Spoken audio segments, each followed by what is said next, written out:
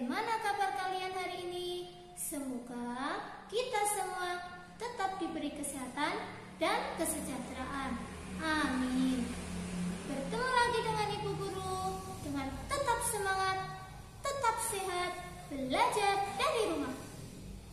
Sebelum kita mulai belajar hari ini, baiknya kita berdoa terlebih dahulu bersama-sama. Bismillahirrahmanirrahim. Rabbi zidni ilma warzuqni fahma.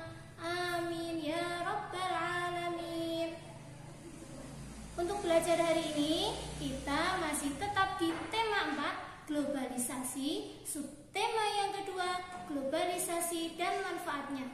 Untuk itu, silakan kalian persiapkan buku tema 4, bahan ajar dan LKPD yang sudah Bu Guru bagikan di dalam WA grup kalian. Pembelajaran hari ini mencakup 3 muatan pembelajaran. Yang pertama, muatan bahasa Indonesia. Yang kedua, muatan IPS. Dan yang ketiga, muatan IPA. Pertama, dengan mencermati teks bacaan, siswa mampu menyebutkan informasi penting dari teks eksplanasi yang dibaca dengan tepat. Kedua, dengan mencermati teks bacaan, siswa mampu menulis informasi penting dari teks eksplanasi yang dicermati dalam bentuk peta pikiran dengan sistematis. Ketiga, dengan mencermati dan mengolah informasi, siswa mampu menjelaskan peran Indonesia dalam berbagai bentuk kerjasama di bidang politik dalam lingkup ASEAN dengan mandiri. Yang keempat, setelah mencari dan mengolah informasi, siswa mampu menyajikan informasi tentang peran Indonesia dalam berbagai bentuk kerjasama bidang politik dalam lingkup ASEAN dengan sistematis. Kelima, dengan percobaan, siswa mampu menjelaskan cara menghemat energi listrik dengan tepat. Keenam, setelah percobaan, siswa mampu menyajikan laporan hasil percobaan. Anak-anak, mari kita amati gambar berikut ini. Adanya globalisasi, maka berita tentang pertemuan tingkat Menteri APEC dalam gambar ini dapat disiarkan di berbagai belahan dunia.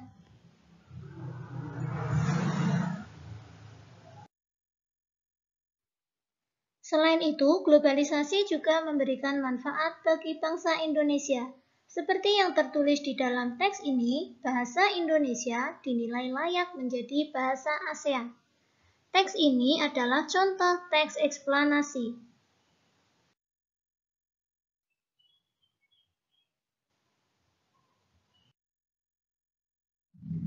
Apakah teks eksplanasi itu? Teks eksplanasi yaitu teks yang berisi penjelasan tentang proses terjadinya fenomena alam, sosial, ilmu pengetahuan, dan budaya.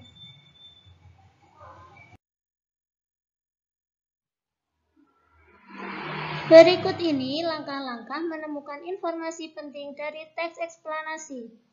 Pertama, baca teks dengan seksama. Kedua, pahamilah makna setiap kalimat yang ada pada teks. Ketiga, temukanlah gagasan pokok dalam setiap paragraf. Yang keempat, tandailah kata atau kalimat yang mengandung kata kunci. Dan yang kelima, gunakanlah kata tanya 5W dan 1H untuk mendapat jawaban informasi penting. Kata tanya 5W diantaranya who, why, where, when, what. Kata tanya 1H yaitu how. Selanjutnya, baca dan cermati teks berjudul Bahasa Indonesia dinilai layak jadi bahasa ASEAN yang ada di dalam bahan ajar, dan kemudian tuliskan informasi penting dari teks tersebut. Selain peran dalam bahasa, Indonesia juga memiliki peran yang lain dalam ASEAN.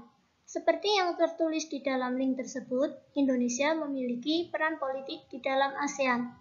Dalam link tersebut dijelaskan bahwa Indonesia memiliki kerjasama bidang politik dengan ASEAN, di antaranya Zopfan, yang kedua TAC, dan yang ketiga SEAN-WFZ.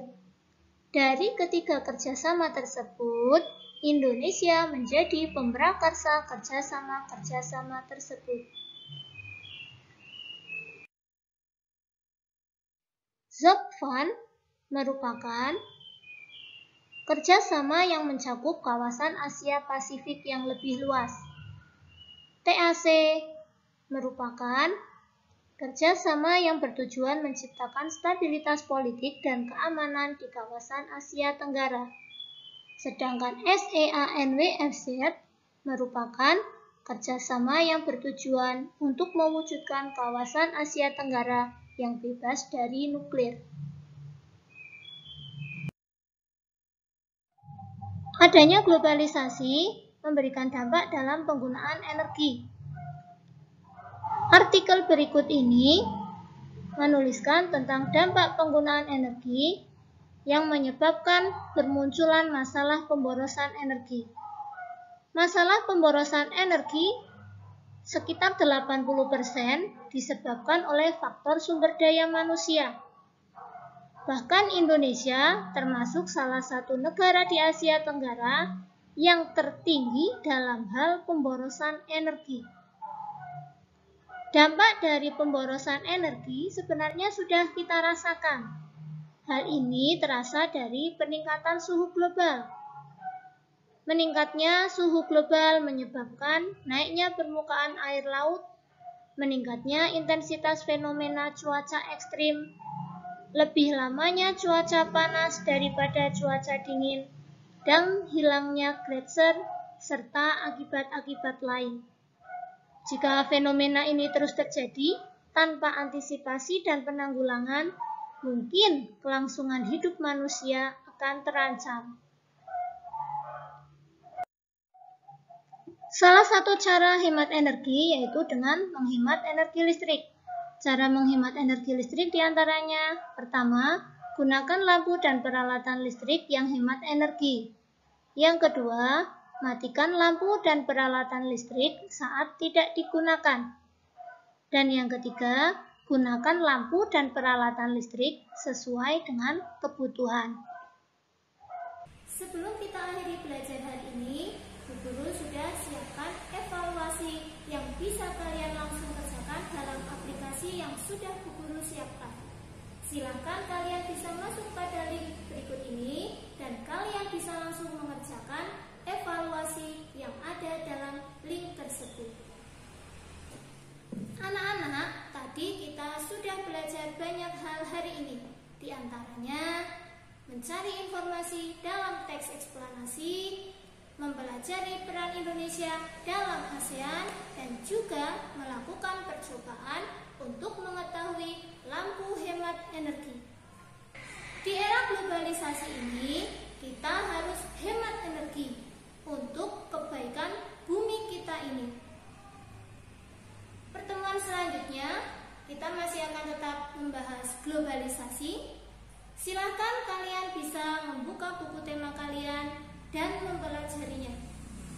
Kita akhiri belajar hari ini dengan mengucapkan Alhamdulillahirrabbilalamin. Tetap semangat, tetap sehat, belajar dari rumah. Wassalamualaikum warahmatullahi wabarakatuh.